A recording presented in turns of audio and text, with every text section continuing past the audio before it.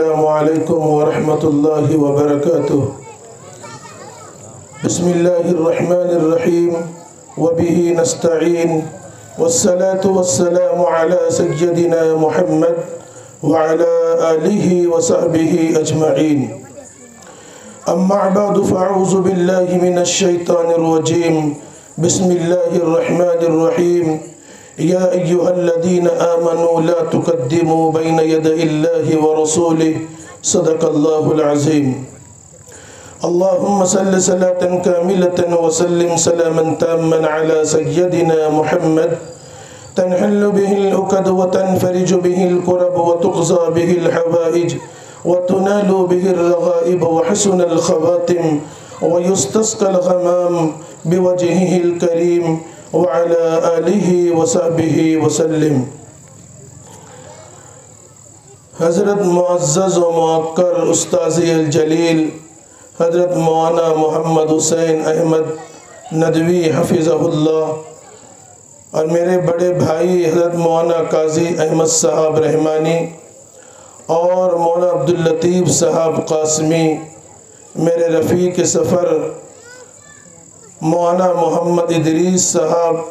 اور مفتی محمد جابر صاحب اور اسٹینڈ پہ تشریف فرما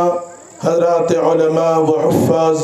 ملت کے غیور نوجوانوں، بزرگوں اور ساتھیوں، آپ حضرات بہت دیر سے تصوف و سلوک کے عنوان پر سن رہے تھے۔ تصوف و سلوک کسے کہتے ہیں؟ تصوف و سلوک کہتے ہیں ذہن و فکر کی تبدیلی کے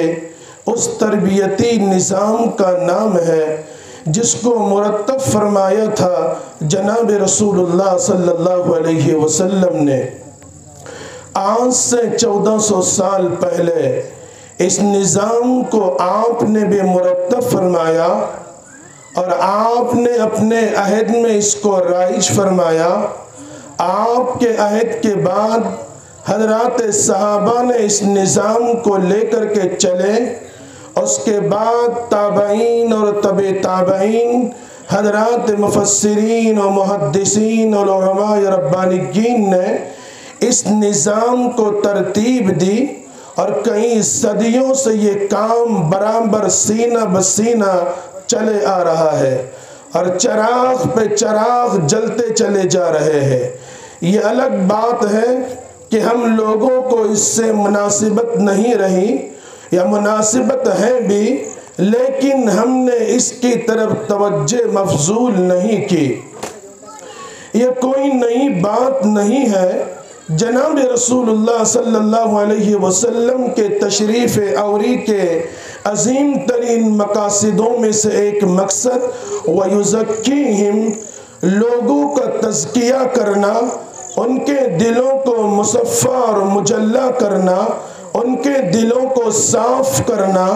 اور وہ انسان کے دل میں، جو انسان کے جسم میں جو ایک لوتھڑا ہے جسے ہم دل کہتے ہیں، اس کو سنوارنا، اس لیے کہ یہ دل تجلیگاہ ربانی کا مرکز ہے۔ اس دل میں اللہ کا نور اترتا ہے، اس دل میں اللہ کا نور نازل ہوتا ہے۔ اگر یہ روشن ہے تو نظام گھر، نظام زندگی، نظام سماج، نظام معاشرہ، نظام صوبہ اور نظام ملک روشن ہے۔ اگر یہ دل ہمارا صحیح نہیں ہے اور اس دل میں تاریکی ہے، اللہ کا نور اس دل میں نہیں اترتا، تو پھر اللہ کی رحمتیں اور برکتیں جب نہیں اتریں گی تو معاشرہ صالحیت اور سالمیت کی طرف نہیں جا سکتا۔ اسی لیے اللہ کے نبی صلی اللہ علیہ وسلم نے فرمایا، آپ فرماتے ہیں الا ان فی الجسد لمضغۃ، انسان کے جسم میں، اس کے باڈی میں ایک لوتھڑا ہے، گوشت کا ایک ٹکڑا ہے، اذا صلحت صلح الجسد کلہ، اگر وہ سدھر جاتا ہے، سور جاتا ہے، نظام نبوت پر آ جاتا ہے، تعلیم نبوی پہ آتا ہے، نظام رب پہ آتا ہے، نظام الہی پہ آتا ہے، مزاج نبوی پہ آتا ہے، اس طریقے پہ، اس روش پر، اس وتیرے پر آتا ہے جو طریقہ بتایا ہے جناب رسول اللہ صلی اللہ علیہ وسلم نے، تو نظام عالم سمجھ جاتا ہے۔ وَإِذَا فَسَدَتْ فَسَدَ الْجَسَدُ كُلُّ، اور جب یہ بگڑ جاتا ہے، اس کے اندر بگاڑ آ جاتا ہے، اس کے اوپر گناہوں کی لت پڑ جاتی ہے، گناہوں کی لیپ پڑ جاتی ہے، پھر کیا ہوتا ہے؟ انسان کی نظام زندگی، نظام گھر، نظام شہر، نظام بستی اور نظام صوبہ اور نظام معاشرہ بھی بگڑ جایا کرتا ہے۔ تو انسان کی زندگی انسان کے دل کے سنورنے، اس کے سنبھلنے، اس کے مزفہ اور مجلہ ہونے اور اس کے صاف ہونے پر ہے۔ جب تک یہ دل صاف نہیں ہوگا اس وقت تک اللہ رب العالمین کی رحمتیں اور برکتیں نہیں اتریں گی۔ اللہ کے نبی صلی اللہ علیہ وسلم جب آپ نے ہجرت فرمائی مکہ المکرمہ سے مدینہ منورہ کی طرف، مکہ میں اللہ کے نبی صلی اللہ علیہ وسلم کی 13 سالہ زندگی آپ نے وہاں پر گزاری، اور آپ نے اس طور سے گزاری کہ آئے دن نئے طوفان اور ظلم زیادتی آپ پر کی جانے لگی، دین کے کام کی دھجیاں اڑانے لگے۔ اللہ کے نبی نے جو پیغام لوگوں کو سنایا تھا اس پیغام کو پس پشت ڈالنے لگے، لوگ کہنے لگے تم یہ کون سا نیا دین پیش کرتے ہو؟ ہمارے آبا و اجداد کا یہ دین نہیں ہے، ان کا یہ طریقہ نہیں ہے، ان کی یہ روش نہیں ہے، انہوں نے تو کبھی اس دین کو پیش نہیں کیا، یہ دین انہوں نے ہمیں کبھی نہیں بتایا۔ ایک نیا دین تم لے کر آتے ہو، ایک نیا نظام تعلیم تم لے کر آتے ہو، ایک نئی بات تم ہمارے سامنے پیش کرتے ہو، یہ کون سی بات ہے؟ یہ توحید اور عقیدے کی، یہ کون سی بات ہے جو تم نے کلمے کے لے کر آئے ہو؟ جب ہم نے ہمارے آبا و اجداد کو اس پر نہیں پایا، ہمارے آبا و اجداد نے یہ کام نہیں کیا، ہم کسی صورت میں تمہاری بات کو تسلیم نہیں کریں گے، ہم کسی صورت میں تمہاری بات کو نہیں مانیں گے، ہم کسی صورت میں آپ کی بات کو تسلیم کرنے کے لیے اور ماننے کے لیے تیار نہیں ہے، اس لیے کہ ہم نے ہمارے آبا و اجداد سے یہ بات نہیں سیکھی۔ اللہ کے نبی صلی اللہ علیہ وسلم کو مکہ مکرمہ کے زندگی میں اور یہاں کی سرزمین آپ پر تنگ کر دی گئی، آپ پر تاریک کر دی گئی، دین کی باتوں میں روڑے اٹکائے گئے، اسلام کی بات کرنا، دین کی بات کرنا، توحید کی بات کرنا، شریعت کی بات کرنا، رسول اللہ کے لائے ہوئے پیغام کی بات کرنا، نظام الہی کی بات کرنا، دستور الہی کی بات کرنا، منشور الہی کی بات کرنا، اللہ کے لائے ہوئے ضابطے کی بات کرنا، اس کو سخت بائیکاٹ کر دیا گیا تھا، سوشل بائیکاٹ کر دیا گیا تھا، اور یہ اعلان کر دیا گیا تھا کہ نبی علیہ السلام جو بات کہیں گے ان کی بات کو تسلیم نہ کیا جائے، ان کی بات کو مانا نہ جائے، یہ نئے دین کی بات پیش کرتے ہیں۔ اللہ کے نبی صلی اللہ علیہ وسلم کے حیب صحابہ کرام پر مکی زندگی کو تنگ کر دیا گیا، ان پر ظلم کے پہاڑ توڑے گئے، ان پہ طرح طرح کے ظلم ڈھائے گئے، ان کو طرح طرح کی تکلیفیں پہنچائی گئی، ان کو مکہ کی تپتی ہوئی ریت پر لٹایا گیا اور بھاری پتھر ان کے سینے پہ رکھ کر کے انہیں اس بات کی تاکید کی گئی کہ تمہاری بات نہیں چلنے والی، بات چلیں گی ہمارے آبا و اجداد کی، بات چلیں گی مکہ المکرمہ کے دستور کی، بات چلیں گی مکہ المکرمہ کے منشور کی، بات چلیں گی یہاں کی ہمارے آبا و اجداد کے قائم کردہ دین کی، تمہاری نئی بات چلنے والی نہیں ہے۔ نبی علیہ السلام نے دیکھا کہ مشرکین مکہ وہ اڑ گئے ہیں، ان میں اناد پیدا ہو گیا ہے، ان میں دشمنی پیدا ہو گئی ہے، ان کے دل میں اناد کی آگ بھڑکتی ہے، وہ اسلام کے لائے ہوئے نظام کو کسی صورت میں ماننے اور تسلیم کرنے کے لیے تیار نہیں ہے۔ تو آپ نے اپنے صحابہ کو کہا جب تک اللہ کا کوئی پیغام نہیں آتا، اللہ کی جانب سے کوئی بات ہمیں نہیں آتی، ہم چپ رہ کر کے اس کام کو انجام دیں گے۔ نبی علیہ السلام نے مکہ کی سرزمین پر دار ارقم میں ایک مکتب کا نظام قائم کیا، ایک ادارے کی بنیاد ڈالی، ایک مدرسے کی بنیاد ڈالی۔ وہ کس لیے ڈالی مدرسے کی بنیاد اور یہ مکتب کی بنیاد اس لیے ڈالی؟ وہ صحابہ جنہوں نے اللہ کے نبی کے اس لائے ہوئے دین کو اور آپ کے لائے ہوئے اس پیغام کو، آپ کے لائے ہوئے اس سندیش کو اور اس میسج کو اور اللہ کے نبی کے لائے ہوئے اس دینی پیغام کو اپنے دل میں جگہ دینے کے لیے اور اس کو بڑھانے کے لیے دار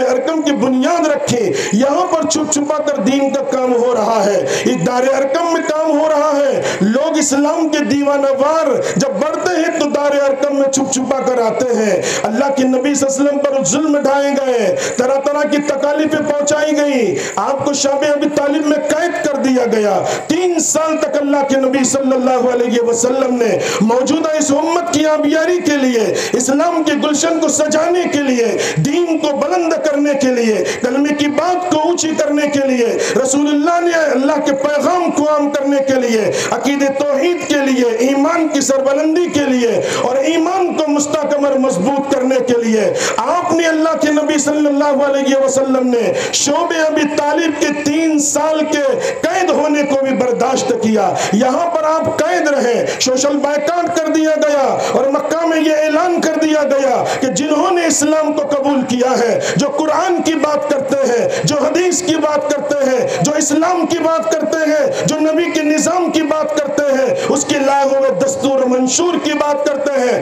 ان سے سوشل بائیکاٹ کر دیا جائے، انہیں کھانا نہ دیا جائے، ان سے ملاقات نہ کی جائے، ان سے بات نہ کیا جائے، ان کے بچوں کو بھوکا رکھا جائے، ان کی بیویوں کو بھوکا رکھا جائے۔ لیکن یاد رکھنا، میرے آقا صلی اللہ علیہ وسلم نے اسلام کی سربلندی کے لیے، کلمے کی بلندی کے لیے، اللہ کے پیغام کو گھر گھر میں پہنچانے کے لیے شعب ابی طالب کے ان 3 سال سوشل بائیکاٹ کو برداشت کر لیا۔ آپ یہاں پر رہے، لیکن اس حالت میں بھی آپ نے دین کے دامن کو نہیں چھوڑا، اسلام کی بات کو نہیں چھوڑا، اس بات کی پرواہ نہیں کی کہ مکہ کے تمام صنادید قریش اور مکہ کے بڑے بڑے سردار اور یہاں کے وی آئی پی لوگ اور یہاں کے اپنے آپ کو بڑے کہنے والے لوگوں نے ہم سے بائیکاٹ کر دیا ہے، ہم اپنے بچوں کو بھوکا رہنے دیں گے، اپنے بچوں کو تڑپتا ہوا دیکھیں گے، اپنے بچوں کو بلکتا ہوا دیکھیں گے، درختوں کے پتوں کو چبائیں گے، لیکن ان مشرکین مکہ کے ہاں سامنے سر نہیں جھکائیں گے، اسلام کی بات کو بلند کر کے رہیں گے، کسی صورت میں ان کے دستور کو اپنایا نہیں جائے گا، ان کی بات پر عمل نہیں کیا جائے گا۔ مکہ کے شعب ابی طالب کی یہ 3 سال بڑے سنگین گزرے ہیں۔ آقا صلی اللہ علیہ وسلم پر حضرت خدیجہ رضی اللہ عنہا بھی یہاں موجود ہے، انہوں نے بھی 3 سال تک مکہ کے مکرمہ کے شعب ابی طالب کے گھاٹی کی ایام کو نکالا، انہیں قید و بند کر دیا گیا، انہیں نظر بند کر دیا گیا، مستقل سوشل بائیکاٹ کر دیا گیا، اطراف و اکناف کے قبیلوں کو یہ سمجھا دیا گیا کہ کوئی جا کر کے ان سے بات نہ کرے۔ ایک مرتبہ اللہ کے نبی صلی اللہ علیہ وسلم حضرت خدیجہ کے پاس آئے رضی اللہ عنہ، حضرت خدیجہ رضی اللہ عنہ کی آنکھوں میں آنسو ہے، میرے نبی صلی اللہ علیہ وسلم نے کہا او میری بیوی تمہیں کیا ہو گیا ہے کہ تم رو رہی ہو، تمہاری آنکھوں میں آنسو ہے کہ کیا ہو گیا، جبکہ تم مکہ المکرمہ کی ایک مضبوط اور سرمایہ دار عورت ہو، مال و دولت تمہارے پاس رہا ہے، تمہارے پاس روپیوں اور پیسوں کی کھنک رہی ہے، درہم و دنانیر اور چونی اور اشرفیت تمہارا مقدر رہی ہے، تم نے ملکوں میں سفر کیے ہیں، میں ملک شام کا سفر کیا، مصر کا سفر کیا، اور آپ کی تجارت اتنی مضبوط ہے، تم کس لیے روتے ہو، یہ کیوں تمہارے آنکھوں میں آنسو آتے ہیں؟ تو حضرت خدیجہ نے جو جواب دیا وہ یہ، حضرت خدیجہ نے کہا یا رسول اللہ میں گھبرائی نہیں ہوں، میں ڈری نہیں ہوں، میں نے پست حوصلہ میں نے نہیں کیا، اپنی ہمت کو پست نہیں کیا، میں اس لیے نہیں روتی ہوں کہ مجھے قید بند کر دیا گیا، میں اس لیے نہیں روتی ہوں کہ دین کی بنیاد پر مجھے بھوکا رکھا جاتا ہے، میں اس لیے نہیں روتی ہوں کہ مجھے دین کی بنیاد پر درختوں کے پتے چبانے پر مجبور کر دیا گیا، میں مکہ کی معزز خاتون ہوں اور یہاں پر میں نے شان شوکت کے دن گزارے ہیں، عزت کے ساتھ یہاں میں رہا ہوں، ناموس کے ساتھ میں نے زندگی گزاری ہے، لیکن حالت یہ ہے کہ اس طرح قید بند میں ڈال دیا گیا۔ یا رسول اللہ آپ بالکل یہ سوچئے، میں اس لیے رہتی ہوں، میرے آنکھوں میں اس لیے آنسو ہے، یہ میری معصوم بچیاں کئی دن گزر گئے، فقر و فاقے کے دن گزارتی ہیں، ان کی تکلیف کو دیکھا نہیں جاتا، بھوک کی شدت کی وہ زمین پہ چکر آ کے گر رہی ہے، ان کے جب منہ سے آواز نکلتی نہیں ہے، یہ کب تک ہوتا رہے گا یا رسول اللہ؟ اللہ کے نبی صلی اللہ علیہ وسلم تشریف لے گئے، آپ نے درختوں کے پتے لے کر آئے اور اپنی لختی جگر بیٹیوں کو کہا گھبرانا نہیں، تمہیں ڈرنے کی ضرورت نہیں ہے،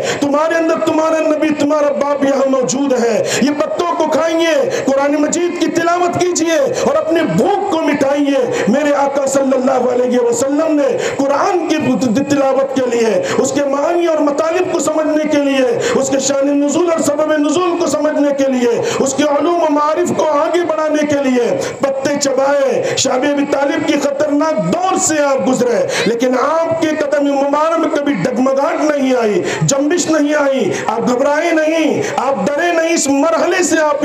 عافیت کے ساتھ نکل گئے۔ اللہ نے ایسے لوگوں کو کھڑا کر دیا جنہوں نے اسلام کی سربلندی کے لیے اور اسلام کو آگے بڑھانے کے لیے، وہ لوگ جو روڑے اٹکا رہے تھے، جب یہ لوگ کھڑے ہوں گے تو اسلام کے روڑے صاف کر دیے گئے اور اسلام کے روڑے ختم کر دیے گئے۔ اللہ کے نبی صلی اللہ علیہ وسلم کو حکم ہوتا ہے آپ مکہ المکرمہ سے مدینہ منورہ ہجرت فرمائیے۔ اللہ کے نبی صلی اللہ علیہ وسلم مکہ المکرمہ سے مدینہ ہجرت فرماتے ہیں۔ آپ کا دل یہ نہیں چاہتا ہے کہ میں مکہ کو چھوڑ کر جاؤں، اس لیے کہ یہاں کا وطن معلوف تھا، آپ یہاں پیدا ہوئے تھے، آپ نے زندگی کے ایام یہاں پر گزارے تھے، آپ چھوٹے سے بڑے ہوئے تھے، مکہ کے گلیوں میں آپ کی تربیت ہوئی تھی، جبرائیل اسی مکہ میں آیا کرتے تھے، آپ کے سینے کو یہیں پر چاک کیا گیا تھا، مکہ کے اطراف میں آپ کی رضائی ماں حضرت حلیمہ نے آپ کو لے جا کر کے آپ کی تربیت کی تھی۔ نبی علیہ السلام کا جی نہیں چاہتا تھا، نبی علیہ السلام کو حکم ہوتا ہے آپ مکہ مکرمہ چھوڑ کر مدینہ تشریف لے جائیے اور وہاں جا کر کے آپ اپنا وطن اسے بنا دیجئے اور اسلام کی سربلندی کے لیے، کلمے کی سربلندی کے لیے اور دین کے پیغام کو پہنچانے کے لیے یہ آپ کے لیے آسانی کا معاملہ ہوگا۔ اللہ کے نبی صلی اللہ علیہ وسلم ہجرت فرما رہے ہیں، آپ مکہ المکرمہ کو چھوڑ رہے ہیں، آپ کے آنکھوں میں آنسو ہیں، آپ رو رہے ہیں اور مکہ المکرمہ کی طرف دیکھتے ہیں، حرم پاک کی طرف دیکھتے ہیں اور کہتے ہیں مکہ میں تجھے کبھی نہیں چھوڑتا، لیکن تیرے باشندے مجھے یہاں نہیں رہنے دیتے، تیرے در و دیوار سے مجھے محبت و الفت ہے، تیرے ہر جگہ سے مجھے پیار ہے، میں ہر جگہ سے محبت و الفت کرتا ہوں، لیکن یہ لوگ مجھے جینے نہیں دیتے۔ اللہ کے نبی صلی اللہ علیہ وسلم وہاں سے نکلے، جبرائیل تشریف لائے، جبرائیل نے کہا نبی ڈرنے کی ضرورت نہیں ہے، آپ ہجرت کر رہے ہیں، اللہ کی مدد آپ کے ساتھ رہیں گی، اللہ کی نصرت آپ کے ساتھ رہیں گی، آپ اللہ کا نام لے کے مکہ کی طرف مدینہ کی طرف نکل جائیے۔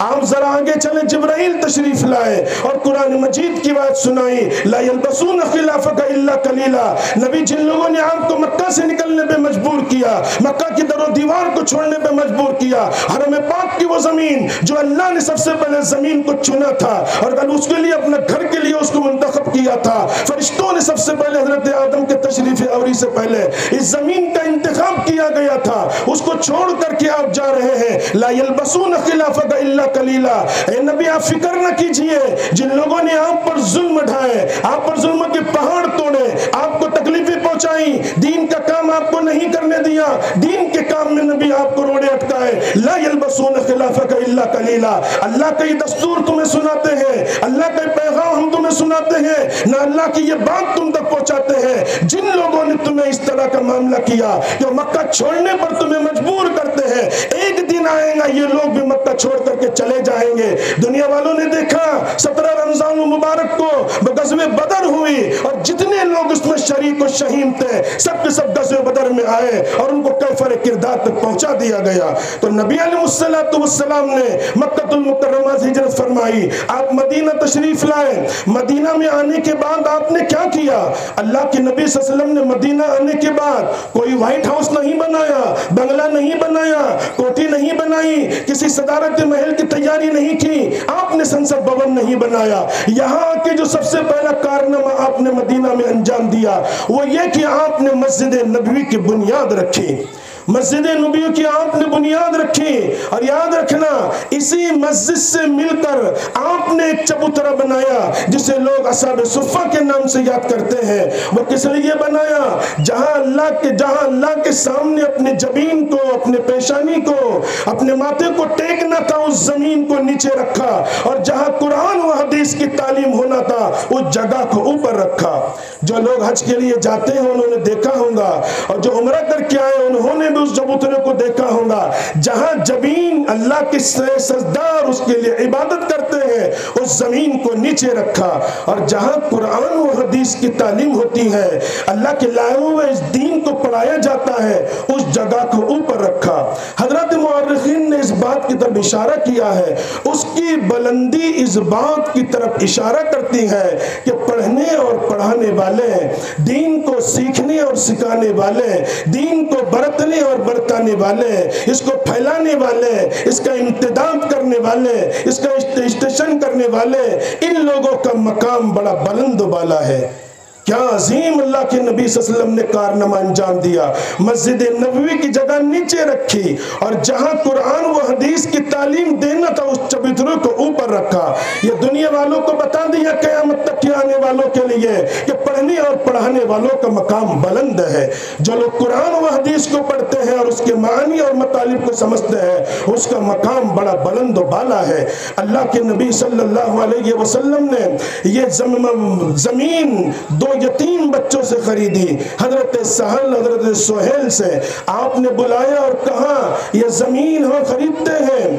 اللہ کے نبی صلی اللہ علیہ وسلم نے جب کہا، ان دو یتیم بچوں نے کہا یا رسول اللہ ہم اس کو وقف کرتے ہیں، آپ کے لیے ہدیہ دیتے ہیں، آپ اس کو قبول فرما دیجئے۔ نبی علیہ السلام نے کہا نہیں، آپ یتیم ہو۔ حضرت ابو صدیق رضی اللہ عنہ آگے بڑھے، انہوں نے مسجد نبوی کی رقم کو ادا کیا۔ کیسے یہ لوگ تھے صدیق اکبر رضی اللہ، کیسے لوگ تھے، اور نبی علیہ السلام پر کیسے اپنی زندگی کو نچھاور کرنے والے تھے، نبی علیہ السلام کے لائے پیغام کو کیسا اپنے دل سے لگاتے تھے، نیکیوں میں کیسے وہ سبقت کرنے والے لوگ تھے۔ مسجد نبوی کی جگہ حضرت ابو صدیق نے خرید کر کے دی، اس کی رقم آپ نے ادا کی۔ میرے آقا صلی اللہ علیہ وسلم نے فرمایا حرم پاک میں 1 رکعت نماز پڑھے گا 1 لاکھ رکعت کا ثواب ملے گا، اور مسجد نبوی میری مسجد میں جو 1 رکعت نماز پڑھے گا 50,000 رکعت نماز پڑھنے کا اسے ثواب ملے گا۔ یاد رکھنا صدیق اکبر رضی اللہ عنہ ہے،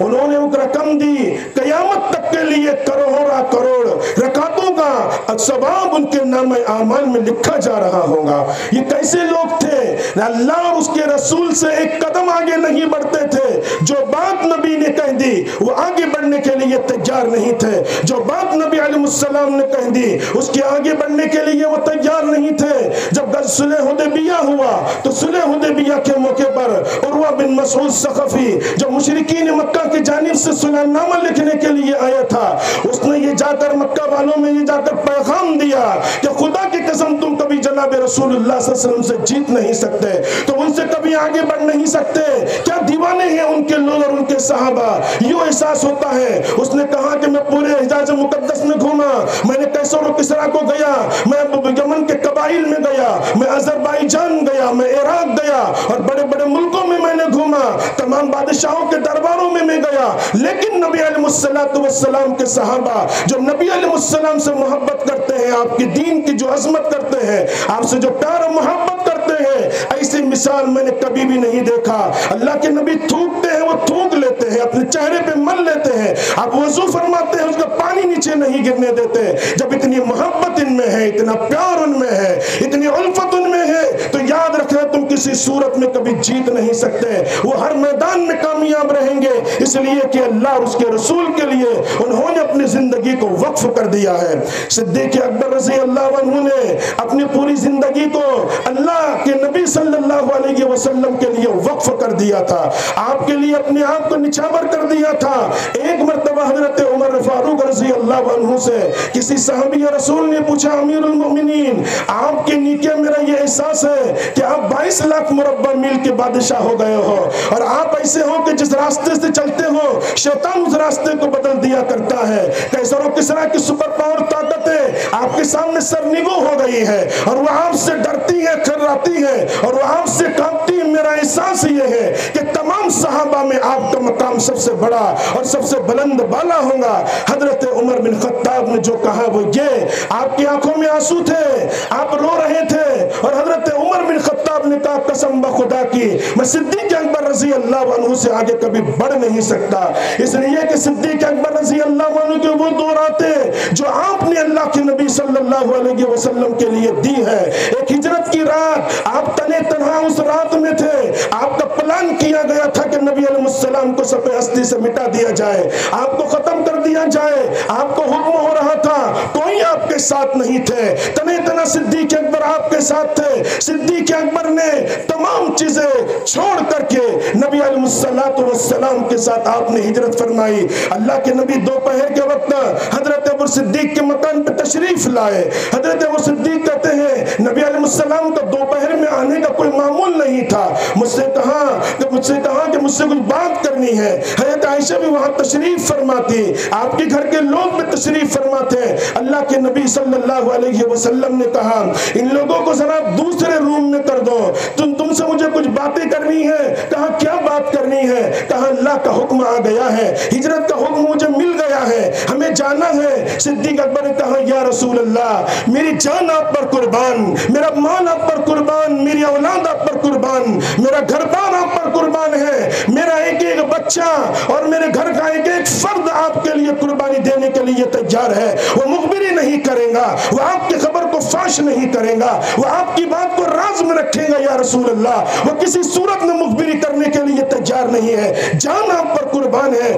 فرمائیے یا رسول اللہ کس بات کی آپ حکم کرتے ہیں؟ میرے آقا صلی اللہ علیہ وسلم نے کہا ہجرت کا حکم ہوا ہے چلیے۔ کہا یا رسول اللہ میرے دل میں 6 مہینے سے یہ تمنا آ رہی تھی اور میرا دل مجھے یہ کہہ رہا تھا کہ اب اللہ کا حکم آئے گا، ہجرت کا حکم ہوگا۔ 6 مہینے پہلے میں نے 2 اونٹنیاں بالکل فربہ تیار کی ہے تاکہ آپ کے لیے ہجرت کی جائے، ایک آپ کے لیے ایک میرے لیے۔ اللہ کے نبی صلی اللہ علیہ وسلم کو لیا اور چل دیے۔ یاد رکھنا صدیق اکبر رضی اللہ عنہ نے کیا کیا، جب غار ثور پر آپ کو لے کے چڑھ رہے تھے تو اب صدیق اکبر نے کہا یا رسول اللہ یہ میرے ناتوا کندھے، یہ کمزور کندھے آپ کے لیے حاضر ہے، آپ اپنے کندھے پہ میرے کندھے پہ بیٹھ جائیے۔ جو لوگ مکہ گئے ہیں اور غار حرا اور غار ثور کا جنہوں نے معائنہ کیا ہے، غار ثور پر غار حرا پر تو آدمی چڑھ جاتا ہے لیکن غار ثور اس سے زیادہ بلند ہے، اس کے پہاڑ کے قریب جانے ہی میں آدمی تھک جاتا ہے۔ وہ صدیق اکبر کو اللہ نے کیا طاقت دی،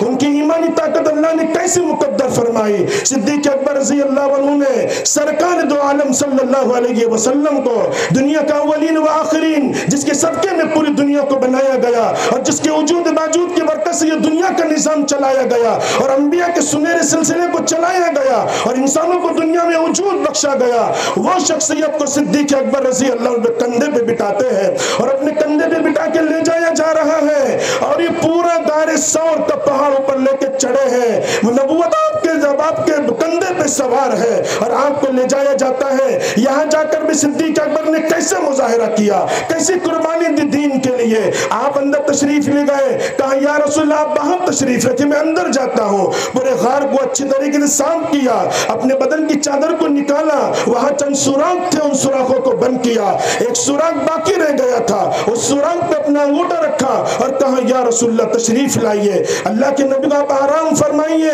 آپ کو کوئی تکلیف نہ ہو، آپ کے لیے آپ کا خادم حاضر ہے، جان چلے جائیں گی لیکن آپ کو تھوڑی بھی تکلیف ہم برداشت نہیں کریں گے۔ یہ صحابہ تھے جنہوں نے دنیا والوں کو کر کے بتایا کہ نبی کی عظمت پر کس طرح جان چھٹکی جا سکتی ہے اور نبی کی عظمت پر کس طرح اپنے مال و زر کو لٹایا جا سکتا ہے، یہ بتا دیا دنیا والوں کو۔ صدیق اکبر رضی اللہ عنہ نے جہاں جس سوراخ پہ پیر رکھا تھا حالت یہ تھی کہ وہ سوراخ میں ایک سانپ تھا جس نے صدیق اکبر کو ڈس لیا۔ ہمارے جیسا ہوتا ہنگامہ کرتا، واویلا کرتا، چیخ و پکار کرتا،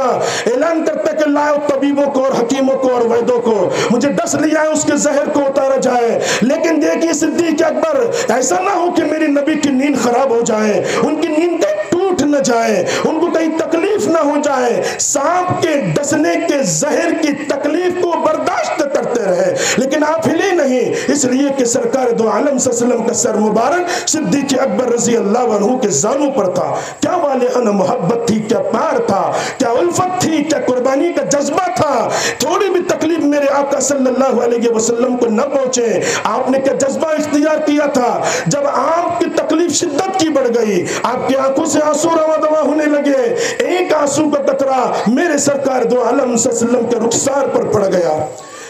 اللہ کے نبی صلی اللہ علیہ وسلم بیدار ہوئے، ابو بکر کیوں روتے ہو؟ گھر کی یاد آتی ہے، بیوی بچوں کی یاد آتی ہے، اپنے بوڑھے باپ ابو قحافہ کی تمہیں یاد آتی ہے، وطن کو چھوڑنے کی تمہیں یاد آتی ہے، کیوں تم رو رہے ہو؟ مکہ کی گلیاں تمہیں یاد آتی ہیں، وہاں کے لوگ تمہیں یاد آتے ہیں، اپنی کھیتی اور باڑی تمہیں یاد آتی ہے، وہاں کی جائیداد تمہیں یاد آتی ہے، وہاں کی کھیتی اور باڑی کا تمہیں سوال ہے، کیوں روتے ہو ابو بکر؟ ابو بکر صدیق نے کہا یا رسول اللہ مجھے کوئی غم نہیں ہے، آپ کے سامنے دنیا کی تمام چیزیں ہیچ ہیں، میں نے اپنی تمام چیزوں کو آپ کے سامنے قربان کر دیا ہے، یا رسول اللہ اس لیے روتا ہوں کہ میرے پیر پہ کسی موذی جانور نے ڈس لیا ہے، لیکن میں برداشت کرتا رہا کہ کہیں آپ کی نیند میں خلل نہ پڑ جائے، آپ کی نیند کہیں خراب نہ ہو جائے، اس لیے میں برداشت کرتا رہا یا رسول اللہ۔ اللہ کی نبی نے کہا کہاں ڈسا ہے سانپ نے؟ کہا اس انگوٹھے میں۔ آپ نے اپنا لعاب دہن نکالا، اس جگہ پہ لگایا، زہر کا اثر جاتا رہا۔ کیوں برکت تھی، کیا فیض تھا، کیا انوارات تھے نبی علیہ السلام کے اس تھوک میں جب آپ نے لگایا ہے فوراً اس زہر کا اثر ختم ہو گیا ہے۔ صدیق اکبر رضی اللہ عنہ یہ تمام چیزیں جھیل گئے، حضرت آسمہ رضی اللہ عنہ اور آپ کے غلام حضرت عامر بن فہرہ کو متعین کیا گیا کہ وہ غار حرا میں دودھ کو پہنچائے، آپ کے توشے کو پہنچائے، آپ کے کھانے کو پہنچائے۔ حضرت عامر بن فہرہ پورا دن بکریاں چراتے اور بکریاں چراتے ہوئے پہاڑ کے کنارے لے کر آتے، خاموشی میں دودھ دوتے اور میرے آقا صلی اللہ علیہ وسلم کو پہنچاتے۔ حضرت آسمہ رضی اللہ عنہ جو حضرت صدیق کی بڑی بیٹی لگتی جگر ہے، یہ راستے سے چل رہی ہے نبی علیہ السلام کا توشہ دینے کے لیے۔ دیکھو کیسی قربانیاں دی آپ کے گھر کے لوگوں نے بھی، ابو جہل نے، عتبہ نے، شیبہ نے، ربیعہ نے، عمرو بن ہشام نے، امیہ بن خلف نے، آپ نے ان کو پکڑ لیا اور کہا کہ تم کہاں جا رہی ہو؟ بتاؤ تمہارے باپ اور محمد صلی اللہ علیہ وسلم کہاں جا کر چھپے ہو؟ اگر تم راز نہیں بتاؤ گے تمہیں مارا جائے گا، تمہیں پیٹا جائے گا، تمہاری بے عزتی کی جائیں گی، تمہاری عزت و ناموس کو اچھالا جائے گا، تمہاری پگڑی کو نیلام کر دیا جائے گا، تمہاری عظمت کو تار تار کر دیا جائے گا، بتاؤ کہاں ہے تمہارے والد؟ اگر نہیں بتاتے ہیں تو ظلم کے پہاڑ توڑے جائیں گے۔ حضرت آسمہ نے جو جواب دیا وہ یہ، حضرت آسمہ نے کہا او ابو جہل تو میرے جسم کی بوٹی بوٹی کر لے، میرے بدن سے تو میری چمڑی کو کھینچ کر کے نکال لے، میرے عزت و ناموس کو تو ختم کر دے، مجھے موت کے گھاٹ تو اتار دے، یاد رکھنا میں نبی علیہ السلام کا راز فاش کرنے کے لیے تیار نہیں۔ کیسے لوگ تھے، مٹ گئے، برباد ہو گئے، مشرکین مکہ کا مار کھایا، لیکن اسلام کی عظمت کو انہوں نے مٹنے نہیں دیا، نبی کے لائے ہوئے دین کو مٹنے نہیں دیا۔ ہم اپنے گریبان میں جھانک کے دیکھیں، ہمارے سامنے دین مٹایا جا رہا ہے، اس کی عظمت کو تار تار کیا جا رہا ہے، اسلام کے اس چمن کو مٹایا جا رہا ہے، نبی کے لائے ہوئے دین کی دھچیاں اڑائی جاتی ہیں، دین کا کلا کما کیا جاتا ہے، ہم دین کو اپنے خواہشات کے مطابق ڈھالتے ہیں، ہم دین کو اپنے نفسانی خواہشات کے مطابق استعمال کرنا چاہتے ہیں، ہم چلتے ہیں دین کو اپنے نفسانی خواہشوں چلانے کی کوشش کریں۔ یاد رکھنا یہ دین جو اللہ کا پیغام آیا ہے، جو نبی نے دستور ہمیں پیش کیا ہے، اس میں کوئی رد و بدل نہیں ہوگا، اس میں تعریف نہیں ہوگی، اس میں کمی زیادتی نہیں ہوگی، بات چلیں گی قرآن کی چلیں گی، بات چلیں گی نظام الہی کے چلیں گی، بات چلیں گی نظام ربانی کے چلیں گی، بات چلیں گی اللہ کے لائے ہوئے دستور کے چلیں گی، بات چلیں گی اللہ کے لائے ہوئے منشور کے چلیں گی۔ زمین کے بنے ہوئے قاعدے اور قوانین چلنے والے نہیں ہیں، یہ ختم ہونے والے، یہ حادث ہے، اس کو حدوث لائق ہوتا ہے، یہ دنیا میں مٹ کر کے رہیں گے، یہ محرف اور مبدل ہوتے ہیں، اس میں تبدیلیاں کی جاتی ہیں، اس میں کمی بیشی کی جاتی ہے، اس کو بدلا جا سکتا ہے لیکن اللہ کا اور اس کے رسول کے نظام کو بدلا نہیں جا سکتا۔ صحابہ نے اللہ اور اس کے رسول کے نظام کو سینے سے لگایا تھا۔ دیکھیے حضرت آسمہ کیسی ہے، مٹ گئی، لیکن آپ نے کبھی اللہ کے نبی صلی اللہ علیہ وسلم کا راز فاش نہیں کیا۔ حضرت زنیرہ رضی اللہ عنہ، میں مستورات کے حضرت صحابیہ کے واقعات اس لیے سنا رہا ہوں کہ مجھے کہا گیا ہے کہ مستورات میں تشریف فرما ہے۔ دیکھیے کیا جذبہ تھا، حضرت زنیرہ رضی اللہ عنہ کو ابو جہل نے پکڑا اور کہا کہ جس آنکھ آنکھ سے تو نبی علیہ السلام کا دیدار کرتی تھی، جس آنکھ سے تو قرآن کریم کی تلاوت کرتی ہے، اس آنکھ کو پھوڑ دیا جائے گا۔ تو قرآن کی عظمت کو اپنے دل سے نکال لے، اللہ کے نبی کے لائے ہوئے پیغام کو ختم کر دے۔ اگر تو نہیں کرتی ہے تو تیری آنکھ کو پھوڑ دیا جائے گا۔ یاد رکھنا، لوگوں نے ان کی آنکھوں کو پھوڑ دیا۔ حضرت زنیرہ بھی نبی پہ سچی محبت کرنے والی تھی، رسول کے لائے دین پہ مر مٹنے والی تھی۔ اللہ کے نبی صلی اللہ علیہ وسلم نے ان کے دل کو مصفا اور مجلہ کیا تھا، قرآن کی باتوں کو انہوں نے اپنے سینے میں جگہ دی تھی۔ حضرت زنیرہ نے کہا، او لوگو تم نے میری آنکھ پھوڑ دی، تم یہ سمجھتے ہو کہ تمہاری قوت بہت زیادہ ہے، قل ان قوت للہ جمیعا، دنیا میں اگر کسی کی طاقت ہے، خدا قادر ہے، قدیر ہے، مقتدر ہے، وہ ہر چیز پہ قادر ہے، ہر چیز پہ اس کی حکومت چلتی ہے۔ جو خدا نے تم کو پیدا کیا اور مجھے آنکھ دی ہے، وہ اس بات پر قادر ہے کہ میری وہ آنکھوں کو لوٹا سکتا ہے۔ حضرت زنیرہ تڑپ اٹھی اور اپنے گھر میں گئی، انہوں نے وضو کیا، 2 رکعت نماز انہوں نے ادا کی اور اللہ سے کہا، یا رب العالمین، اگر تو نے میری آنکھوں کو نہیں لوٹایا، یہ مشرکین مکہ تانا دیں گے اور کہیں گے کہ مسلمانوں کا خدا کہاں چلے گیا۔ رب العالمین، میں تجھ سے التجا کرتی ہوں، میں مر جاؤں گی، ایسے میری لاکھوں آنکھیں تیرے دین پہ قربان ہو سکتی ہے، لیکن میں دین کی عظمت کو مٹنے کے لیے گوارا نہیں کرتی۔ رب العالمین، میری آنکھوں کو لوٹا دیا جائے۔ تاریخ شاہد ہے اس بات پر، حضرت زنیرہ کی آنکھوں کو لوٹا دیا گیا۔ جو زنیرہ 6 میل دیکھتی تھی، وہ کئی فاصلوں دور تک دیکھنے لگی۔ اللہ نے ان کی بینائی کو قرآن کی عظمت اور اسلام پہ مر مٹنے کی وجہ سے ان کی بینائی کو لوٹا دیا۔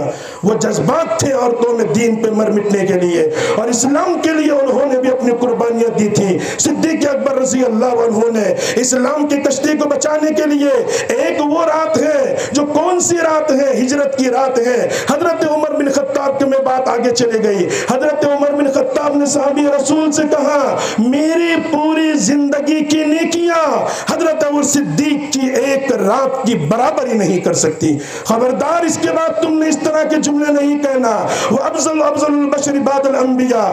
تمام انبیاء کے بعد اگر انسانوں میں کسی کا مقام اور مرتبہ ہے، کسی کی بلندی اور معالی اور عظمت ہے، تو صدیق اکبر رضی اللہ عنہ کی ذات ہے۔ اور دوسری، حضرت ابو صدیق رضی اللہ عنہ نے اللہ کے نبی صلی اللہ علیہ وسلم کے لیے جو مال و زر قربان کیا، آپ کے لیے جو چیزیں دی، ایک رات ہجرت کی، دوسرا دن وہ دن جس دن اللہ کے نبی صلی اللہ علیہ وسلم اس دنیا سے تشریف لے گئے۔ آپ کا جب انتقال ہوا، صحابہ حیران ہو گئے۔ حضرت عمر بن خطاب جیسا جری آدمی اور قرآن و سنت پہ مر مٹنے والا، اسلام کے لیے اپنی جان کو قربان کرنے والا، اس نے تلوار کو سوت لیا اور کہا، اگر کوئی یہ اعلان کرتا ہے کہ اللہ کے نبی صلی اللہ علیہ وسلم دنیا سے پردہ فرما گئے، اس کی گردن کو ناپ لیا جائے گا۔ لوگ اسلام کے کیمپ اور چھاؤنی کو چھوڑنے لگے، ارتداد کو اختیار کرنے لگے، ارتداد کی ہوائیں اور تو ہوائیں چلنے لگی، اس کی فضائیں عام ہو گئی۔ لوگ اسلام کے کیمپ، اس کی چھاؤنی، اس کی پلیٹ فارم، اس کے دائرے کار کو چھوڑ کر کے نکل جانے لگے۔ ایک طرف اسود عنسی نے نبوت کا دعویٰ کیا، مسلمان کذاب نے نبوت کا دعویٰ کیا۔ اس وقت اسلام کی کشتی کو اگر کسی ذات نے بھور سے نکالی ہے، وہ صدیق اکبر رضی اللہ عنہ کی ذات ہے۔ آپ کو معلوم ہوا، آپ دوڑے ہوئے آئے اور اعلان کیا، وما محمد اللہ رسول قد خلت من قبلہ الرسل، کہ محمد صلی اللہ علیہ وسلم آخر ایک انسان ہے، اللہ کے پیدا کردہ ہے، انہیں اللہ کے دربار میں ایک دن آنا ہے، یہ کیوں تم خیال کرتے ہو؟ یاد رکھنا، صدیق اکبر رضی اللہ نے اعلان کیا، ایک دن ان کو ہم کو چھوڑ کر جانا تھا۔ اذا جا کی سورہ نصر جب نازل ہوئی، اس نے ہمیں یہ پیغام دیا کہ نبی علیہ السلام کے دن چند بہت کم دن بچے ہیں، آپ دنیا سے تشریف لے جانے والے ہیں۔ صدیق اکبر رضی اللہ عنہ نے اعلان کیا، اور صدیق اکبر نے کہا، اللہ کے نبی کے زمانے میں جو کوئی ایک ستلی کا توڑا بھی اللہ کی راہ میں دیتا تھا،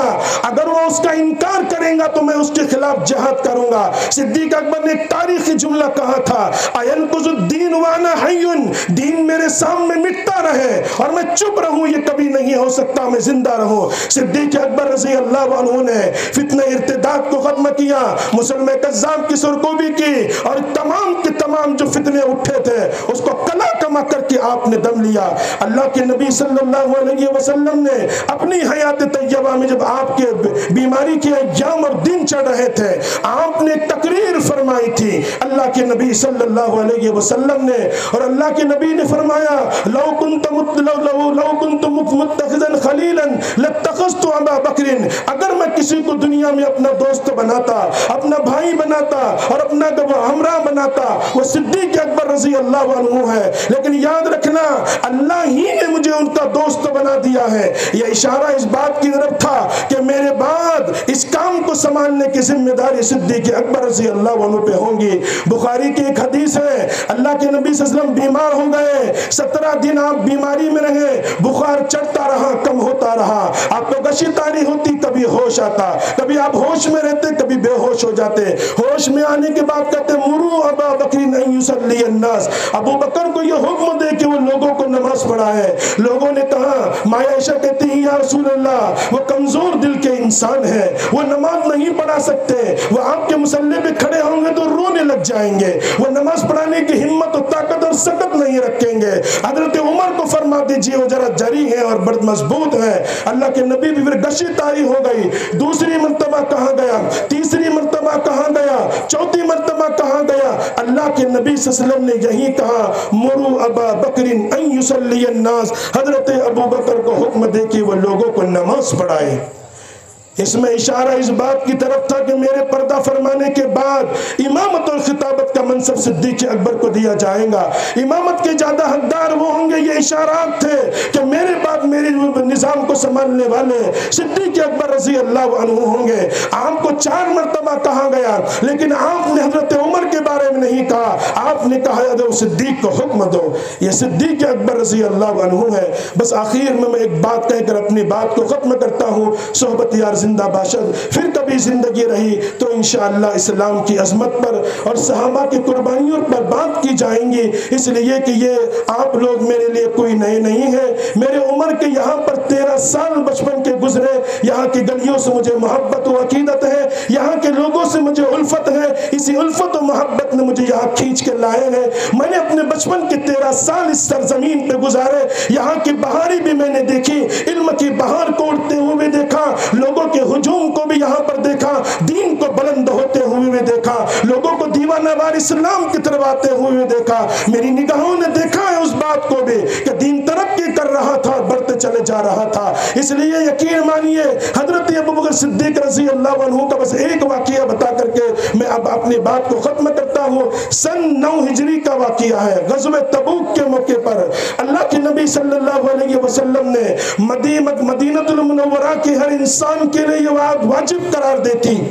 کہ ہر آدمی کو اللہ کے راستے میں غزوہ تبوک کے